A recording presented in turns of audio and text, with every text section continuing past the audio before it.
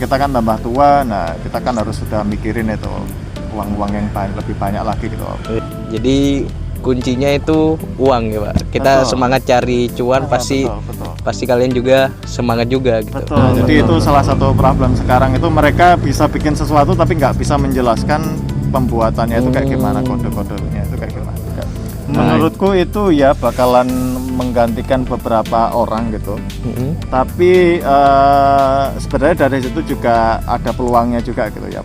Oke, selamat datang semuanya. Kali ini kita akan ngobrol-ngobrol dengan seorang software engineer yang sangat berpengalaman di bidangnya. Kita akan cari tahu titik awal karirnya sampai di posisi saat ini.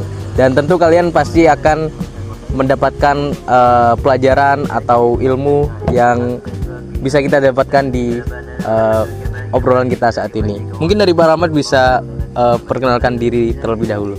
Oke, halo teman-teman semuanya. Perkenalkan, namaku Rahmat Ramadan Putra, biasa dipanggil Rahmat. Sekarang bekerja sebagai software engineer di perusahaan teknologi keuangan. Selain itu, selain bekerja sebagai software engineer, aku juga sebagai pengajar di SMK Negeri 8 Jember. Dan juga aku juga aktif mengerjakan project-project freelance sebagai full stack software engineer. Berarti Pak Rahmat ini selain sebagai software engineer juga sebagai mentor dan juga aktif ngerjain project freelance ya Pak? Betul sekali. Oke. Mungkin aku ingin cari tahu dulu atau penasaran nih Pak, awal mula dari Pak Rahmat ini masuk di dunia IT itu gimana sih ceritanya? Apakah karena kayak ngelihat dari pekerjaannya atau dari tuntutan orang tua atau apa itu Pak? Bisa diceritain mungkin? Ya, sebenarnya dasarnya itu aku berawal dari suka komputer aja, suka main komputer gitu. Nah, jadi suka main komputer dari waktu itu SD. Nah, tapi meskipun dari SD suka komputer, tapi masih belum punya komputer. Nah, jadi pada waktu itu ada pelajaran di SD gitu, dan di SD komputernya itu cuma satu waktu itu. SD terus SMP juga masih suka, cuman SMP waktu itu masih belum ada komputer juga, jadi manfaatin komputer di sekolah. Sampai SMK, nah sampai SMK aku baru terjun di rekayasa perangkat lunak atau software engineering. Nah dari situ aku benar-benar suka di bidang ini, benar-benar suka ngoding. Nah makanya sampai sekarang. Jadi bukan karena peluang, tapi karena kesukaan. Dasarnya itu di situ. Oh, karena dari kesukaan, dari mulai ngulik dari SD itu ya Pak? Betul. Dari SD sampai SMK ngulik-ngulik terus suka di coding ya. Jadi dulu tapi masih main ke warnet gitu nggak? Kan biasanya kayak programmer itu karena awal dari suka ke warnet main game gitu, terus dia tertarik kayak bikin game terus kecimpung ke dunia coding gitu. Kalau dari Pak Rahmat gimana? Ya kalau itu pasti ya, apalagi di zaman-zaman tahun 2010-an ya. Nah itu sering kali main ke warnet, cuman pada waktu itu ya sekedar main-main aja sih di warnet. Jadi bukan yang langsung belajar ngoding gitu enggak. Nah, jadi gitu.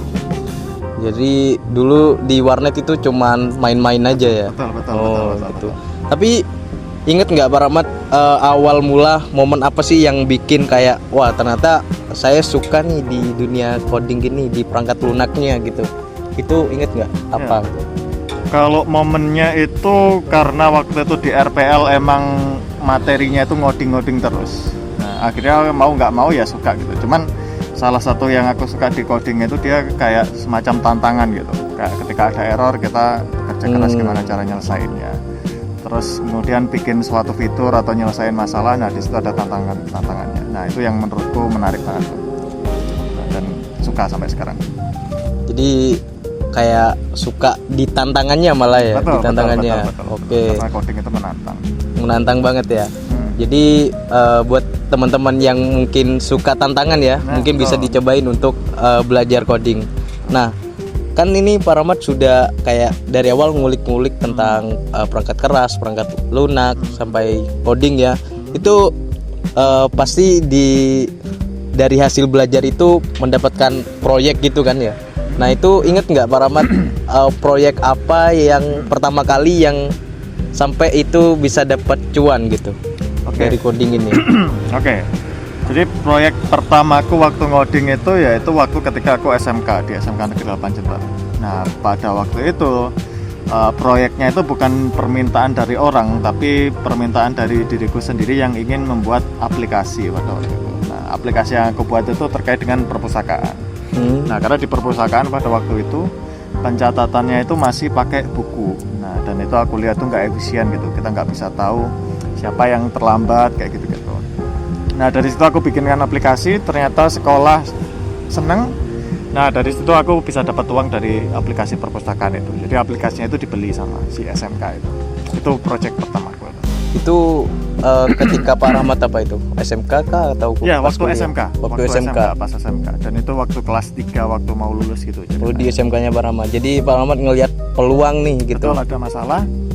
Terus aku selesaikan lewat aplikasi tadi. Oh, gitu. Tapi pada saat ngerjain project atau pada saat belajar coding gitu, pernah nggak ngalami fase yang kayak stuck ataupun ragu atau mau nyerah nih dengan tantangan-tantangan yang ada pada saat bikin aplikasi atau website itu, pernah nggak? Terus cara menghadapinya atau memanage itu kayak gimana Pak Rahmat? Nah, itu sayangnya aku nggak pernah ngerasa kayak gitu. Jadi aku selalu ngerasa ngoding itu kayak main game gitu. Jadi senang terus gitu. Jadi bukan, ya mungkin stres tapi habis itu tidur, besok lagi kerjakan. Nah, itu masih terus seneng gitu. Jadi nggak pernah ngerasa yang kayak salah jurusan atau pengen pindah ke jurusan yang lain. Itu masih belum pernah sampai sekarang. Apalagi sempat dapetin cuan dari sana ya? Ya, apalagi ada cuannya. Nah, tapi kuncinya itu kayak main game sebenarnya kalau menurutku gitu. Dan bahkan aku nggak pernah main game sampai sekarang, jarang banget main game. Jadi aku ngoding itu kayak main game. Jadi pengen ngoding terus akhirnya. Kok bisa kayak ngerasa itu kayak main game malah ngoding itu? Ya karena sistem ngoding itu kan sama kayak main game. Jadi dia kan ada suatu challenge atau tantangan. Nah, kita harus menyelesaikan dari situ. Jadi kayak game-game petualangan atau mungkin ya yang menyelesaikan masalah itu.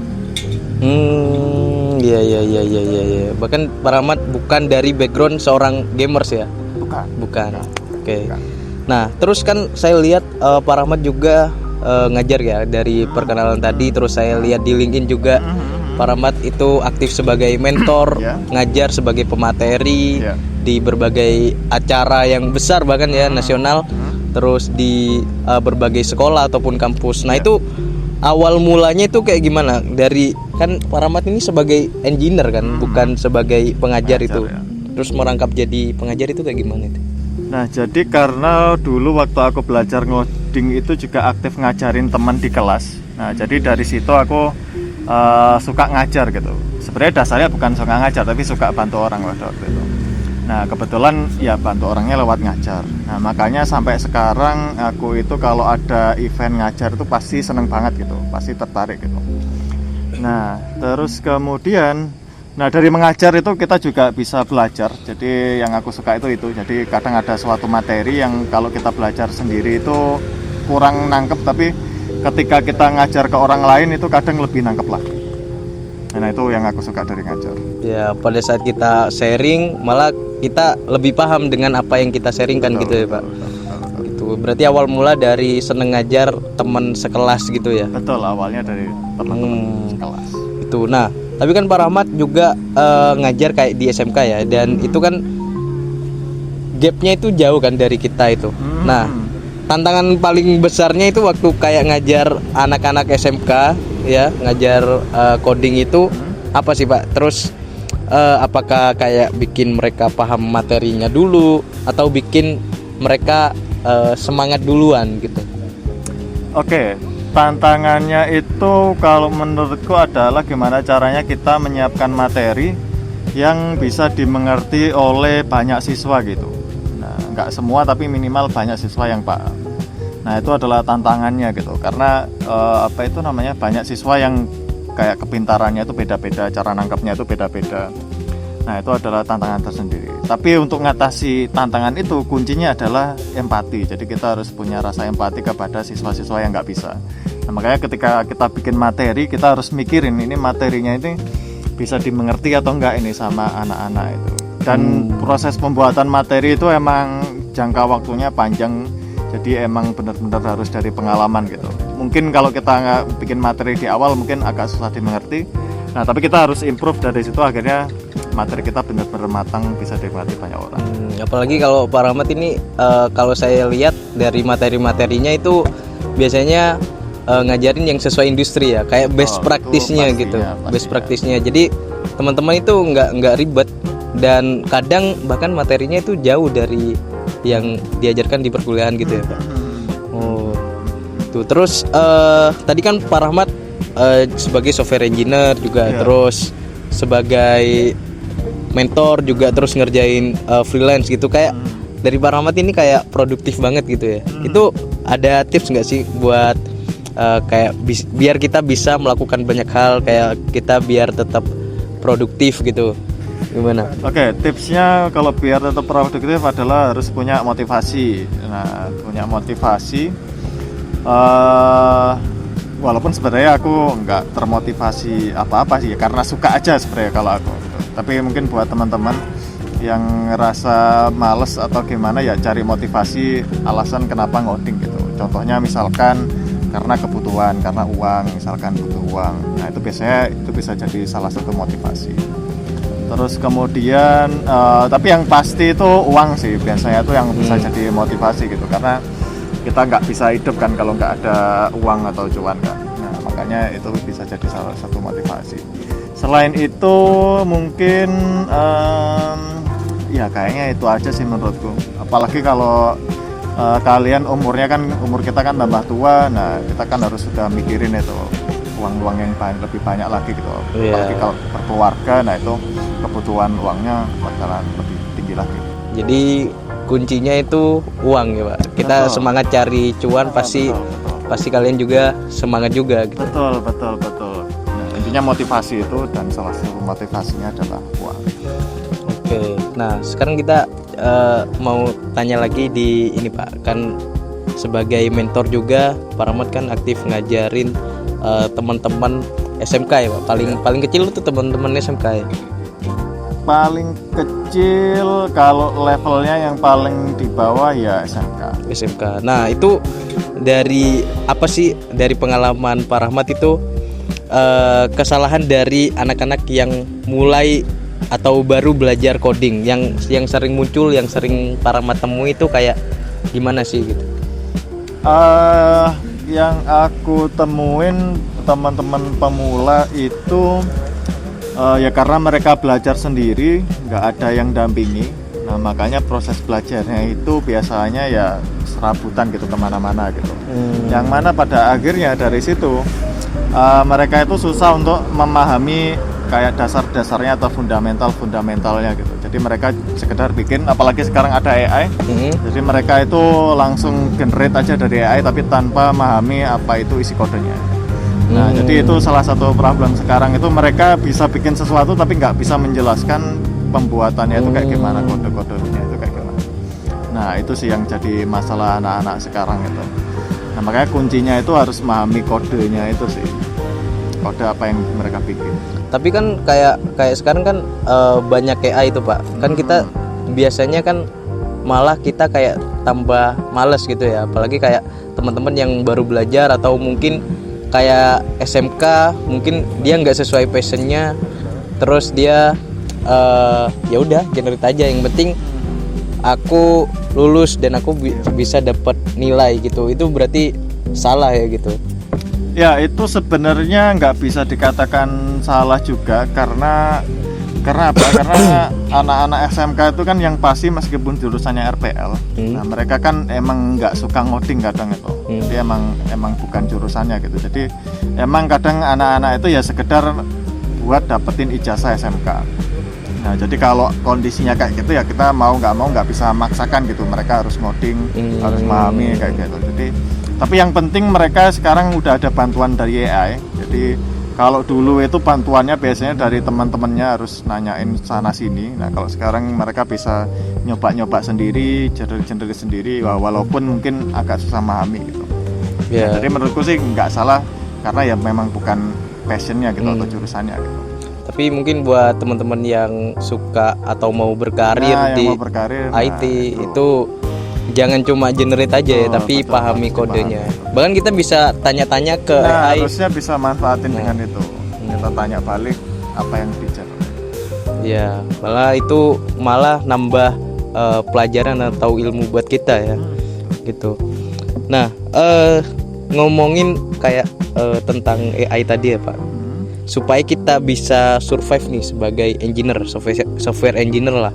Nah, terutama di era IT, AI yang semakin berkembang cepat kan. Kayak dulu kan masih ada ChatGPT aja kan. Itu mungkin 2022 awal mungkin ya.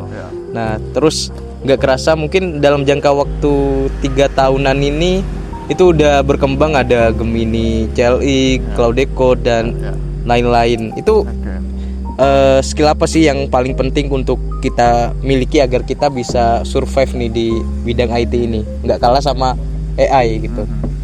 Nah, kalau menurutku yang paling utama itu adalah problem solving skills gitu. Jadi menyelesaikan masalah gitu. Nah, ini yang bakalan yang membedakan gitu software engineer satu dengan software engineer lain yang sama-sama pakai AI. Nah, jadi di skill problem solvingnya gitu, apa yang bisa diselesaikan dengan bantuan si AI itu. Nah, selain itu, nah kita juga harus bisa belajar memanfaatkan AI. Nah, istilahnya itu kalau biasanya itu prompting skill gitu. Jadi cara kita bertanya ke AI, nah kita harus pelajari cara bertanya yang efisien. Nah, itu salah satu skill yang bisa kita jadikan untuk survive di industri sekarang gitu. Berarti yang pertama itu problem solving, terus yang kedua cara kita prompting itu. Karena dengan kita sudah memiliki cara untuk menyelesaikan masalah, kita enak nih.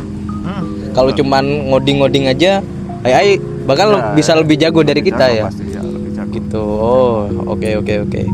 Nah, terus kita kan pernah ngobrol nih Pak, kalau Pak Rahmat ternyata sudah nggak sebagai software engineer ya, di AI engineer ya.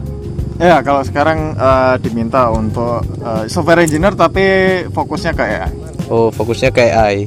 Oh, tapi tetap ngerjain di softwarenya juga ya. Softwarenya juga. Oke. Nah, kalau dari sudut pandang Pak Rahmat nih, apa perbedaan yang paling kerasa pada saat Pak Rahmat itu fully sebagai software engineer, terus diberikan tanggung jawab juga sebagai AI engineer? Itu perbedaannya itu kayak gimana dari sudut pandang Pak Rahmat? Oke, perbedaannya ya, yang pasti kalau software engineer biasa mereka itu ya develop fitur yang nggak ada AI-nya gitu. Jadi ya cuma sekedar biasanya CRUD ya atau menyelesaikan masalah-masalah gitu. Tapi yang software engineer dengan spesialisasi AI, ya mereka biasanya dikasih project-project yang berkaitan dengan AI. Yang masalahnya itu harus diselesaikan lewat AI. Entah itu lewat generative AI atau misalkan machine learning atau yang lain gitu. Contohnya kayak apa itu? Kalau yang apa? Yang AI diselesaikan dengan AI. Yang diselesaikan dengan AI misalkan bikin chatbot misalkan. Nah, bikin chatbot, nah itu kan udah berkaitan dengan AI. Atau misalkan bikin fitur rekomendasi misalkan, rekomendasi produk. Biasanya rekomendasi produk.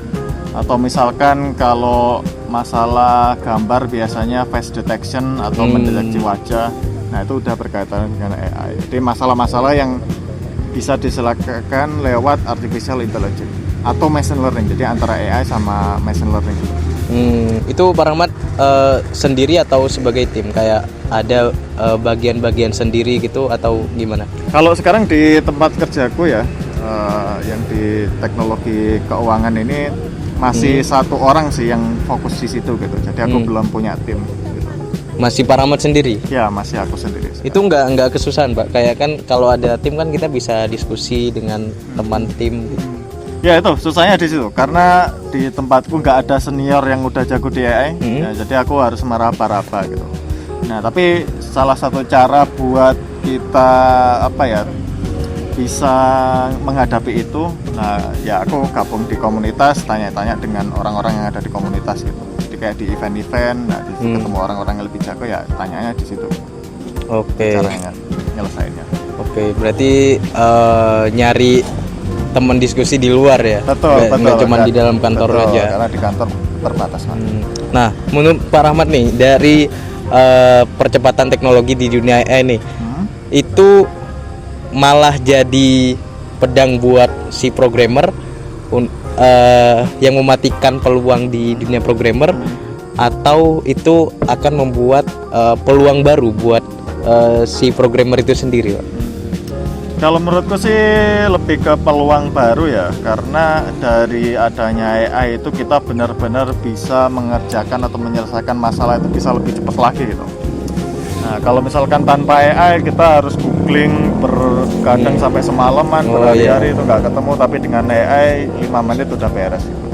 Kalau dulu lihatnya di Stack Overflow. Stack Overflow, dan itu agak susah, kita harus nyobain kode-kodenya di Stack Overflow jalan atau enggak. Nah, itu kan capek juga kayak gitu.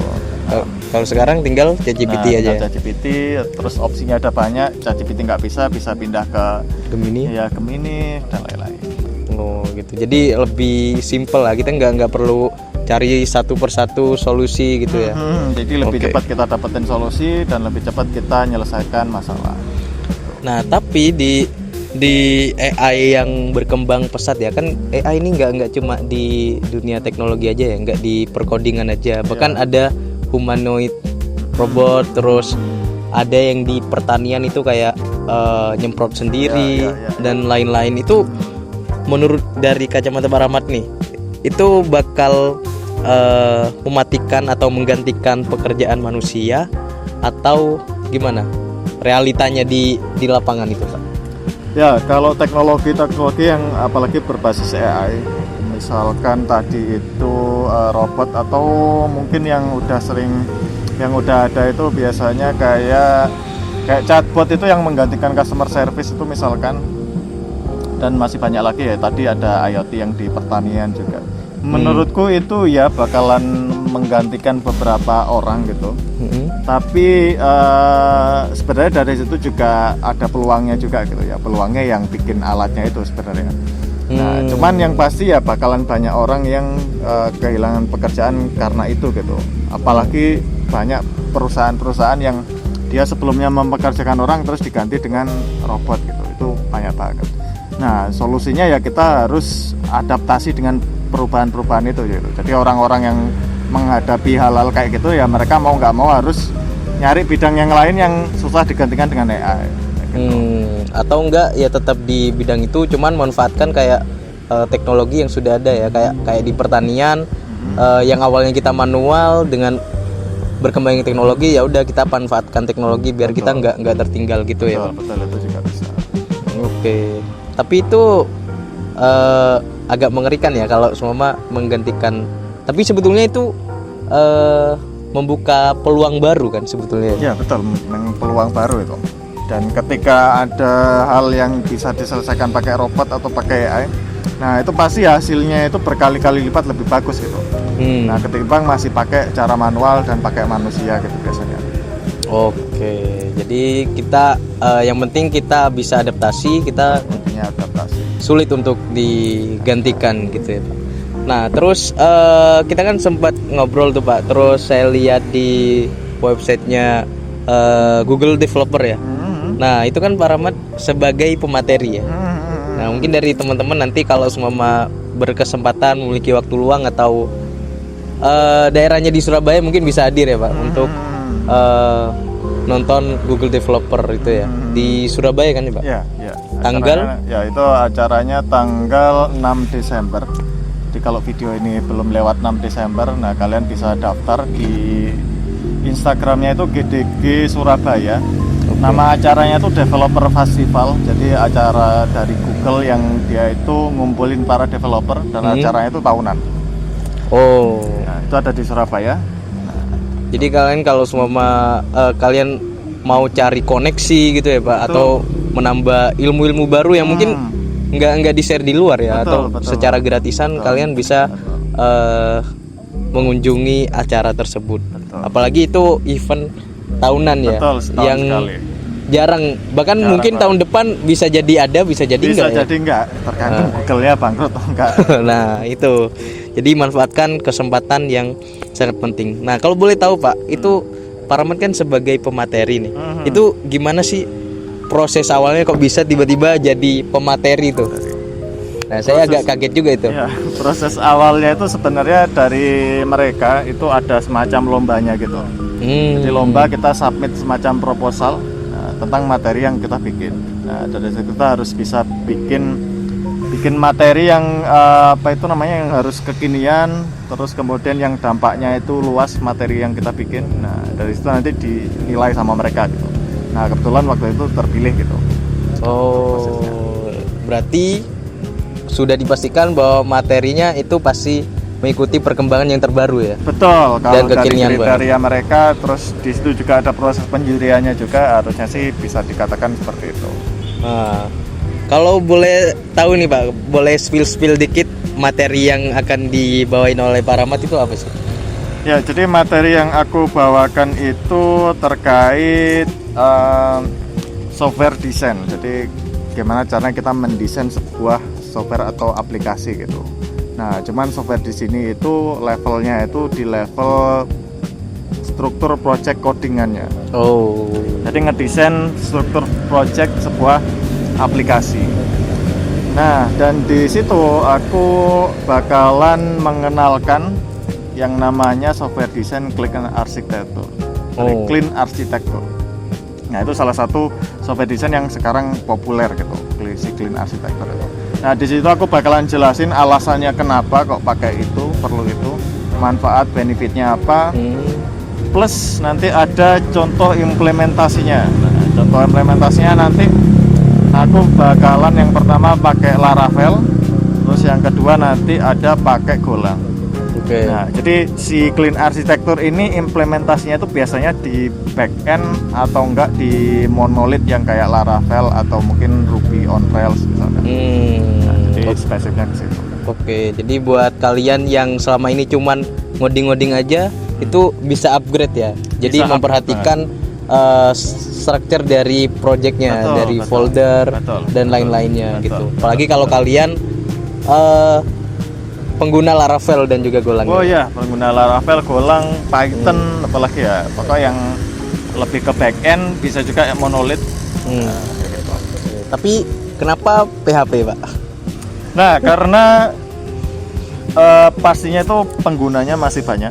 Apalagi biasanya di Device itu mahasiswa biasanya kebanyakan. Dan mereka mahasiswa itu umumnya masih pakai PHP atau Laravel. Oh iya. Nah, jadi di situ kita bisa mengarahkan gimana cara ngoding Laravel dengan bagus. Salah satunya dengan implementasi Clean Architecture itu. Karena pakai Laravel nggak kalah dengan framework terbaru yang lainnya ya. Betul banget. Dan bisa jadi kalau semua rajin pakai Laravel bisa dapat Lambo ya Pak. Nah, betul. Oke. Itu jokesnya. Mungkin ini yang terakhir aja ya Pak. Mungkin bisa ada pesan atau kesan buat teman-teman atau anak-anak muda yang lagi belajar coding nih Pak. Mungkin bisa kasih pesan dari Pak Rahmat sendiri tuh apa yang mungkin dari keresahan Pak Rahmat yang ingin disampaikan ke teman-teman yang baru belajar ngoding gitu.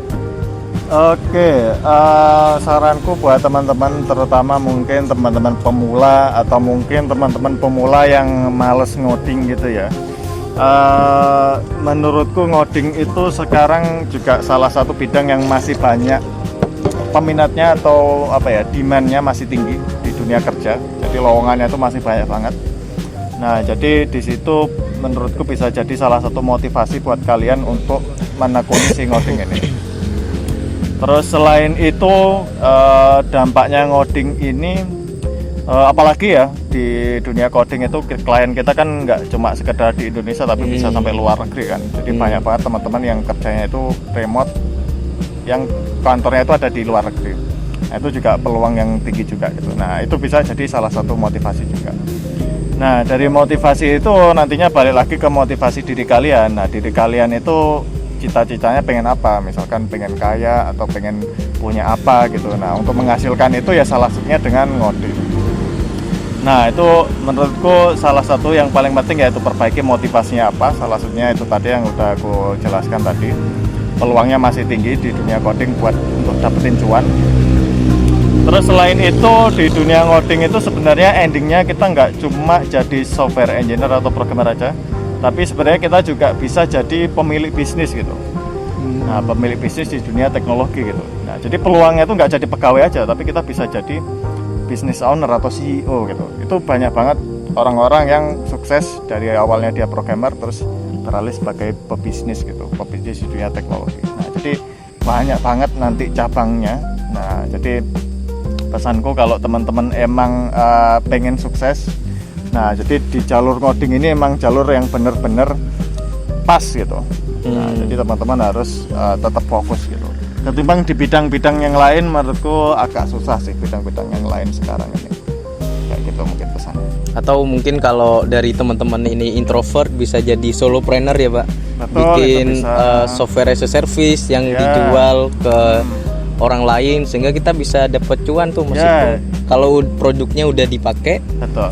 Gitu. Betul. Itu juga salah satu cara juga buat ngehasilin uang. Jadi emang programmer ini nggak melulu harus ekstrovert yang bisa ketemu banyak orang. Jadi kita solo sebagai introvert itu juga bisa. Walaupun mungkin agak susah ya, tapi itu bisa banget. Oke, jadi itu perbaiki motivasinya dulu nih. Mau jadi apa? Oke. Betul. Terus di dunia IT juga luas, nggak cuma hanya coding software, bikin website atau bikin aplikasi gitu ya Pak. Jadi luas, bisa kita kalau suka AI itu di machine learning, kalau suka kripto bahkan mungkin ya itu di Web3 gitu ya. Betul, bisa di Web3 atau blockchain. Nah, itu juga lumayan ramai. Oke, mungkin itu ya teman-teman untuk obrolan kita kali ini. Mungkin dari teman-teman semoga bisa mendapatkan insight terbaru atau ilmu dan juga pengalaman dari beliau ini yang sudah berpengalaman sangat lama dan sudah menghasilkan cuan yang sangat banyak gitu ya Pak. Oke, mungkin itu aja teman-teman, kurang lebihnya mohon maaf. Terima kasih. See you.